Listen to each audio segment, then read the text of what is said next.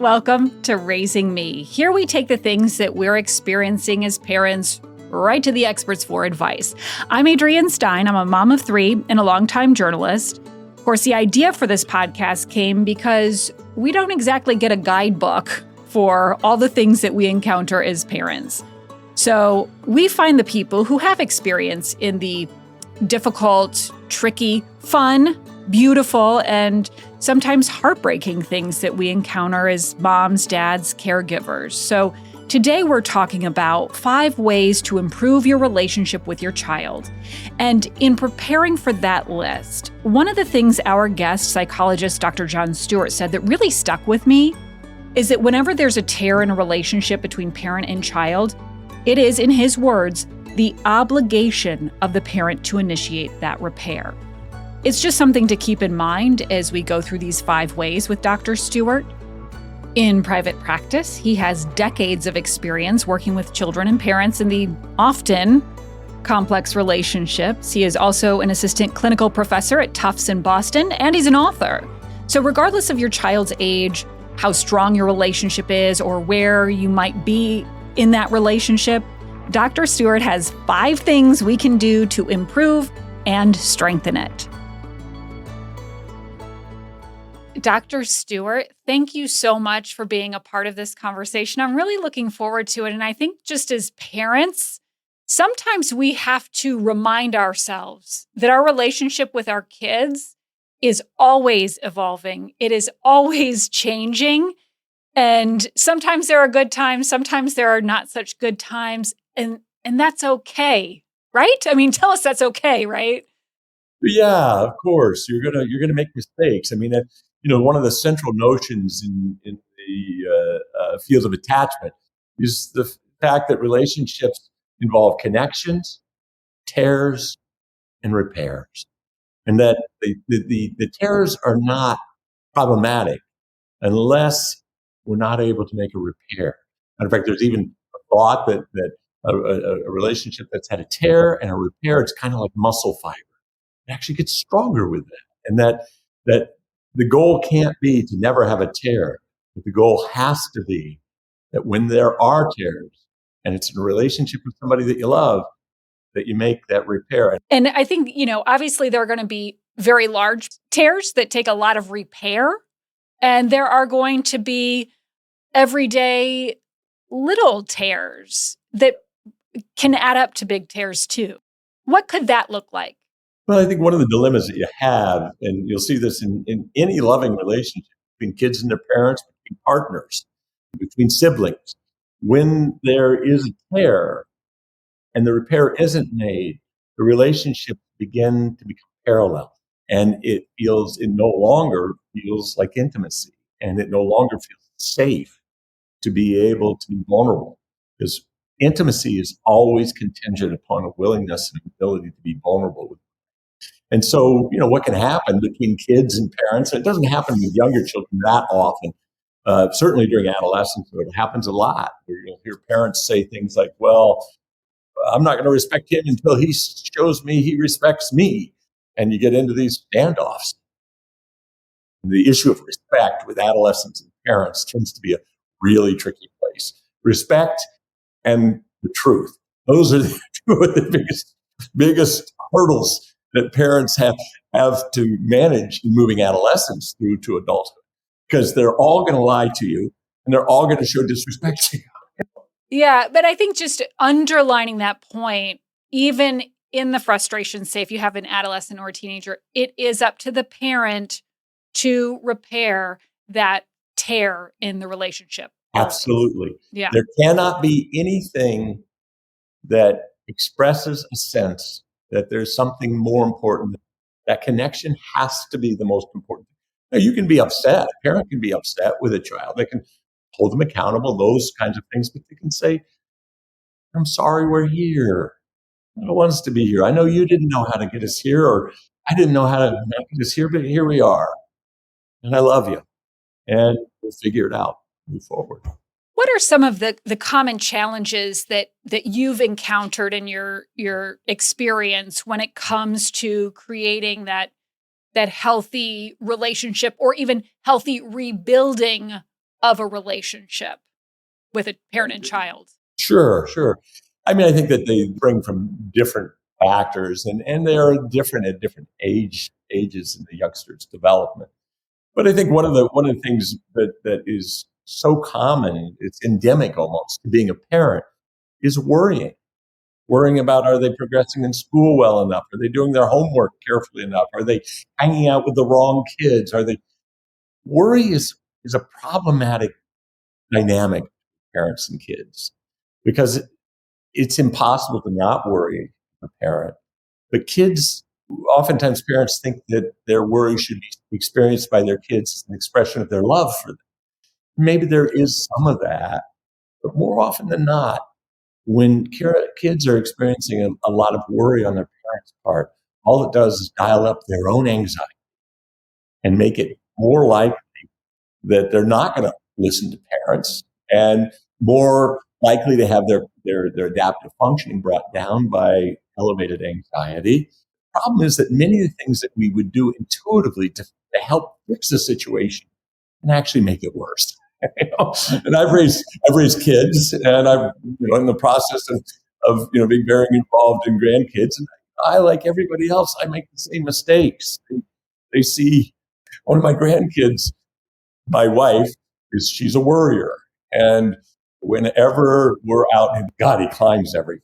It's just amazing. And his grandmother is just petrified, reflecting back to him, really, that's dangerous, be careful. And I have taught him to say, they call him Mimi, to say to her, Mimi, thank you for loving me, but I'm okay. Oh, I love that. Well, I bet it would stop her in her tracks, and that's a 9-year-old, and that worry manifests itself in so many different ways as they get older. I have a teenager who's about to get her driver's license. There's a little worry, make that a lot of worry associated with that. How about sending a kid off to college, or, any number of things? It is so easy to have worry be the default reaction. And so often it's not because of your child's, whatever their behavior is, it's the other guy. That's what I often say to my daughters, like, Livy, I trust you. It's the other guy. I don't know who that person is, how they're going to react. But what I'm hearing is that I need to calm myself down, and probably a lot of other moms and dads who are listening to this as well. Absolutely. I mean, it is impossible to not worry. And those moments when kids start driving 2,000-pound pieces of metal that are going 60, 70 miles an hour, it's just, and so the task at hand is to figure out how to deliver that concern. When a child feels that, when they've kind of internalized a sense that the parent thinks they're an idiot, or that they misinterpret their capacities, when a child internalizes that, what they do is they internalize a process of blocking that voice out. And we want to stay in the background of our kids' thoughts and decisions. But it is not done by bombarding them with reminders about how perilous the world is. Wow. Okay. Well, this is eye-opening already. Okay. I'm rethinking all of my life choices as a parent. Look, you said it yourself. You're a professional in this, and it's something that you struggle with, raising your kids, and now your helping to raise your grandkids and being very involved. So we're in good company. You've heard the saying, the cobbler's kids have no shoes and the preacher's kids have no religion. Yep. The psychologist's kids are crazy. As a group, they tend to test a lot of limits. They're wonderful. I love my kids.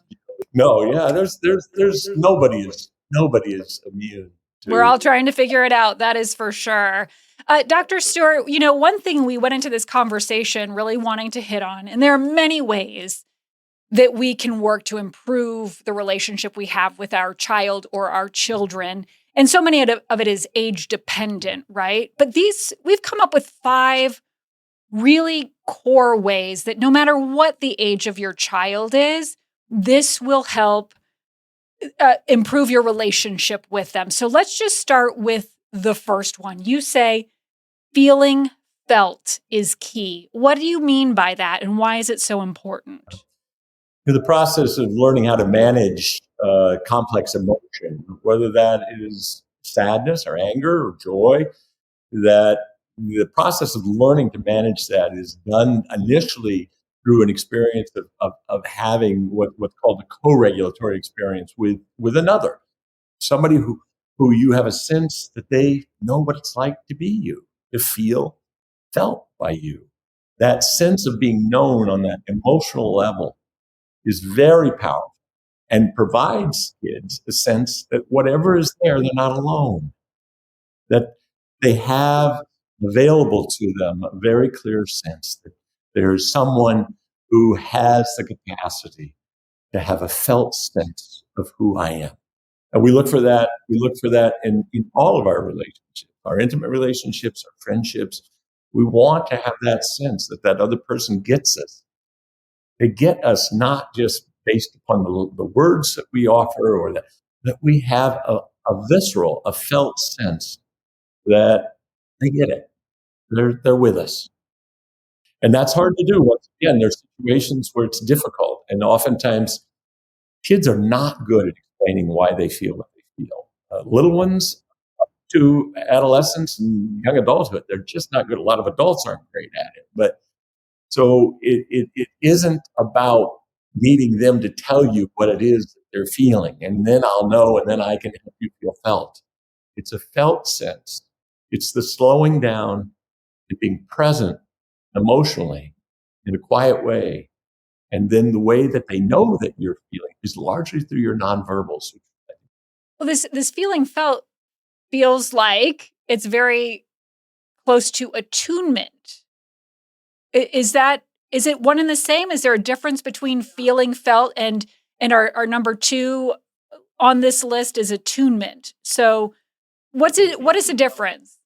Yeah, I think feeling felt kind of precedes attunement, because attunement largely has to do with how you respond to what the other's feelings, thoughts, and needs might be. So I want to have an attuned response to my little one who's excited or my little one who's afraid. But first, I'm going to have that felt sense to know what's really going on inside them. And then I can offer a response that is in some way in line with what they need from me. So attunement is kind of the next step after I take in the information that says, this is what it's like to be him right now. And this is what I understand based upon how I know him. It's going to be helpful. Some kids, I might have a sense that they're afraid or they've been hurt. I've got a granddaughter. When she gets hurt, she has a little bit of a sense of shame about it. And so the attunement is, I feel that I know she's been hurt. And the attunement means that I don't try to shine a spotlight on the fact that she's been hurt, because that's uncomfortable for her. So what I try to do is just give her a quick squeeze or just a quick smile or something that just says, I'm with you. I got it. So attunement is kind of the next step after we have brought in the information. And most of this applies to adult relationships as well. We've learned that more than 15 years. As you're talking, I'm thinking in terms of children and parents with their children, but also parent to parent and parent to friend, and just any sort of relationship that is important to you. And you hit on it a little bit as we were going through feeling felt and attunement, but nonverbal messaging is really important. So what is it, nonverbal messaging, and how it, maybe more importantly, how is it different than the feeling felt and attunement? I think that they are all linked, but if we recognize that, and I'm going to do a real simplistic notion of the organization of the brain, but we have a left hemisphere that's all about logic and language and it's linear. The left hemisphere even likes that all those things start with L. Okay, the right hemisphere is predominantly managed by what's called the limbic system, the emotions, and that they are not linear. They're not logical. The fact is that most of what goes on, particularly in a child, but really in any of us, the largest portion of who we are and how we feel is related to that right hemisphere. Now, sometimes we can take what's going on there and we can find the right words in the left hemisphere and give what we sometimes refer to as a narrative about this is why I'm feeling what I'm feeling.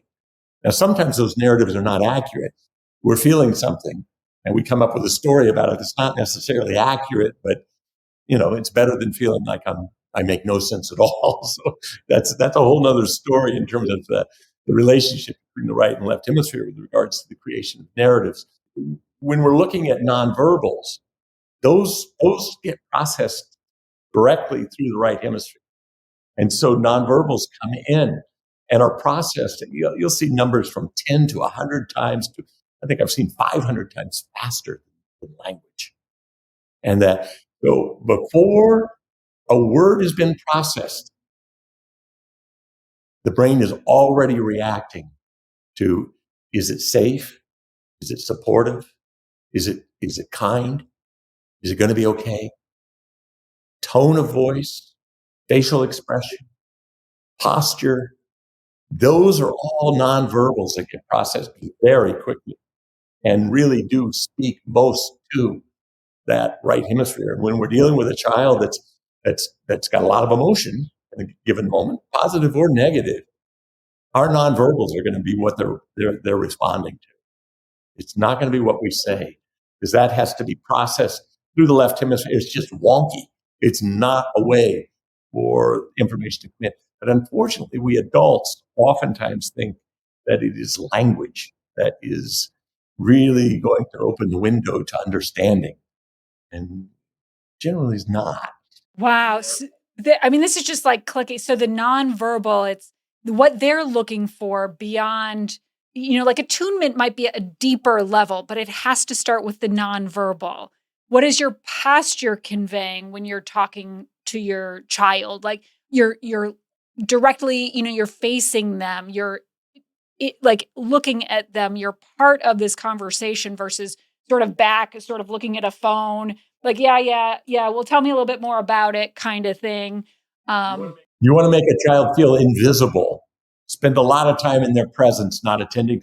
What's the single most common thing that you hear at the swimming pool in the summer? Stop running. Hey, Mom, watch this. Oh, okay. I thought I was, what do I most often say is stop running? Stop running.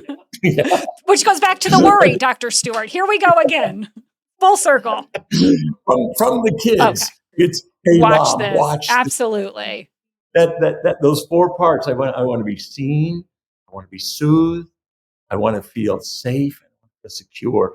And they come in different orders. I guess safe first, and then seen, soothed.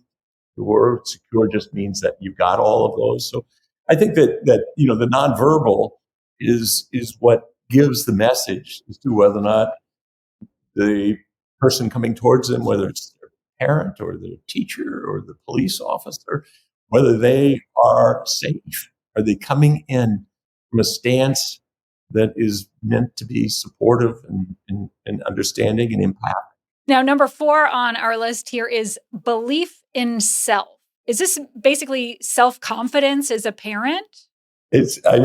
Somewhat, but I think as a parent, the more you can recognize the power of your love, the power of that comes from your core self, that is far and away the most powerful tool you have to protect a child, to support a child in managing life's trials and tribulations in a way that's skillful. I think the self, we kind of want our core self to speak to the child's core self. I also think, as we've kind of talked about, children are in tune with their parents.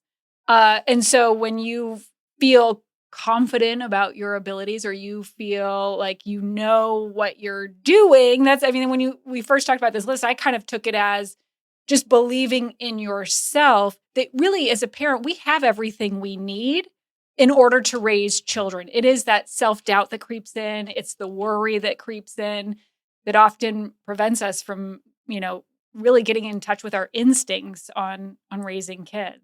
And the instincts that are going to be most important are the ones that are heartfelt. The more cognitive ones that say, my job is to teach my child. Children learn. If we can quiet their little brains down and help them feel safe, because we know that agitated brains is a function of acute difficult situations or chronic exposure to parental marital conflict, things like that. Kids who are exposed to pretty chronic levels of stress. And oftentimes, unfortunately, that's marital stress, but it can also be financial stress, it can be health stress, it can be a lot that they fall approximately 6 months behind. And so this notion that we have to have kids' brains ready to learn is so important. And teaching their brains to learn is teaching their little brains to quiet down. An agitated child it's like a bell ringing. And our job is to figure out how to be like a blanket that comes and dampens that bell. Unfortunately, sometimes we'll see that bell ringing and we'll be like a piece of metal on it saying, stop it. Or, it doesn't make sense. You don't need to do that. You shouldn't feel that. And the little brains continue to vibrate. So that learning how it's back to the feeling felt and the attunement and all of those things kind of come together, because secure kids who are feeling all those things, they actually learn much more effectively as well. The last one on the list, which again, there are a million ways that you can improve your relationship with your child, but for our sake today, we're going through 5. I love this. It's just a reminder that kids are joy. And that's such a simple thing, but a really important thing.